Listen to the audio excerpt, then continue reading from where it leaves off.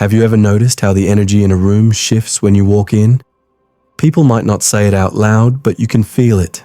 Smiles tighten, laughter fades, and conversations sometimes just stop. It's not because you're rude or arrogant or even doing anything wrong. There's just something about you, an invisible intensity that people can't explain, but definitely can't ignore. You're the one who asks deep questions, who listens closely, who speaks with purpose. When you look someone in the eyes, they often look away. Maybe you've been told you're too serious, too intense, or that you overthink everything. But what if you're not too much? What if, like Carl Jung believed, your presence is charged with something powerful, a psychological force, a silent energy that challenges others without you saying a word? People aren't afraid of you. They're afraid of what you reflect back to them. Their own insecurities, their own fears, their own masks. So they withdraw, avoid, gossip, or shrink themselves just to feel safe around you. Not because you're dangerous, but because your energy is honest. And honesty unsettles people who are used to pretending. Jung spent his life studying this psychic energy, the aura that radiates from those who have confronted their shadow and stepped into their true self. Most people think of an aura as something spiritual, a glowing field of colors. But Jung saw it as something deeper and more psychological. Your aura isn't made of light, it's made of energy. Not the kind you can measure, but the kind you can feel. He believed every person radiates a subtle but powerful field of psychic energy, shaped by your thoughts, emotions, and especially your unconscious. This energy speaks before you even open your mouth. It shows up in the way you walk into a room, in the way people react to you without knowing why, in the vibe you carry, even in silence. Jung called this the unconscious transmission of the self. It comes from the parts of you most people ignore or suppress. Your shadow, your pain, your truth. The more you confront those hidden parts, the more your energy changes. You start to carry a different kind of presence, not shaped by social masks or shallow approval, but by self-awareness, depth, and inner alignment. And people feel it, even if they can't explain it. They sense you're different. It's in your eyes, in the calmness of your silence, in the quiet intensity of your gaze. Jung believed this kind of aura could unconsciously trigger others, not because you're doing anything wrong, but because your energy exposes what they've spent their whole lives trying to hide. This is why people might keep their distance, misjudge you, or feel intimidated. Even if you're soft-spoken and kind, your aura, the energy of your real self, is speaking directly to their unconscious. And not everyone is ready for that conversation. So, let's talk about the 13 signs your aura might be silently overwhelming to others, not because you're broken, but because you're rare.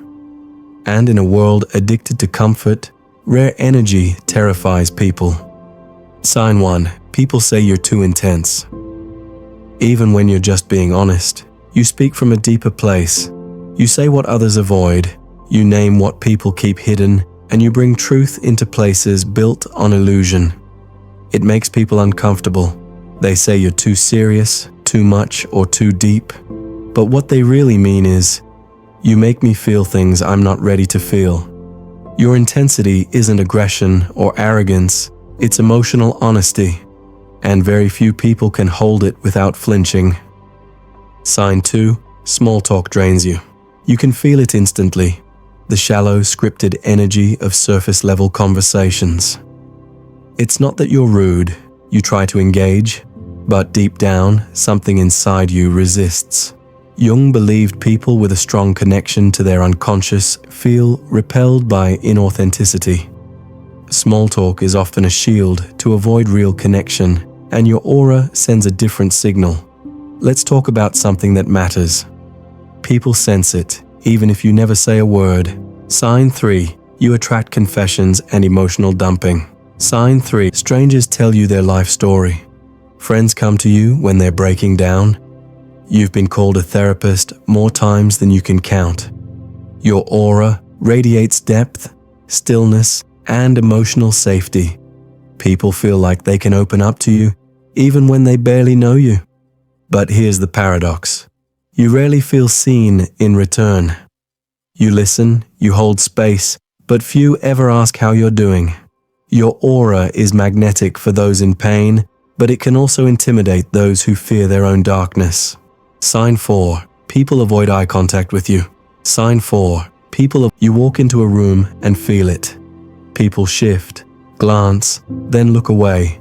Sometimes they avoid you altogether. Other times, they stare as if trying to figure you out. Jung taught that when you've integrated parts of yourself others deny, you unconsciously mirror what they've suppressed. Your eye contact becomes more than a social gesture. It becomes a psychic encounter.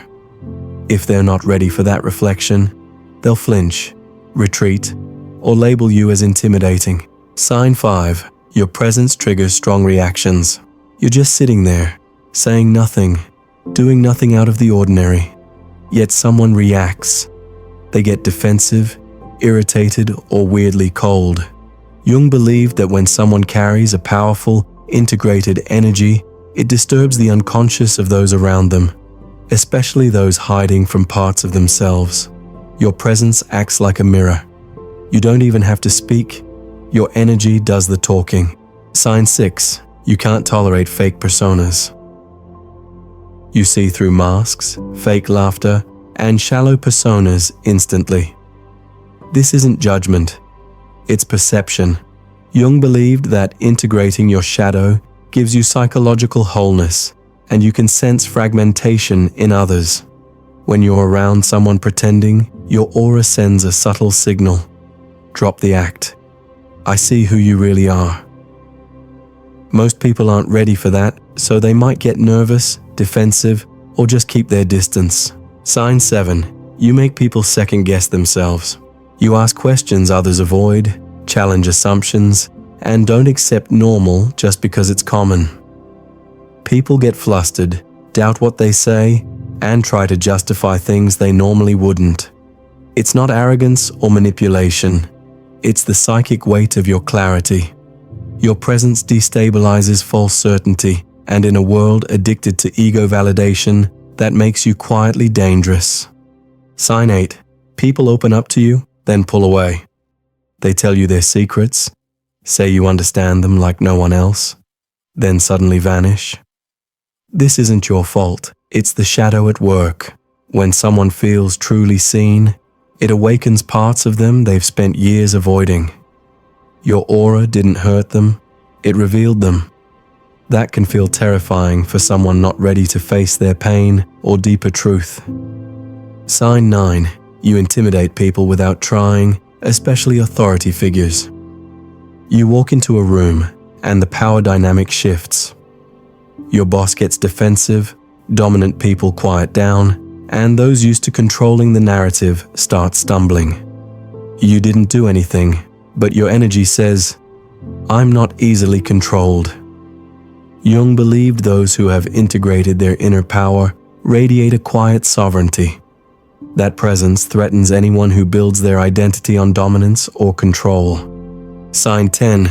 You become the villain in someone's story. You enter someone's life with kindness and honesty, but somehow you're cast as arrogant, cold, or too intense. This isn't about you. It's about projection. When people are unwilling to confront their own flaws, they unconsciously project them onto others. People with strong, developed auras become the perfect screen for these projections. Sign 11. Strangers feel drawn to you. It happens everywhere.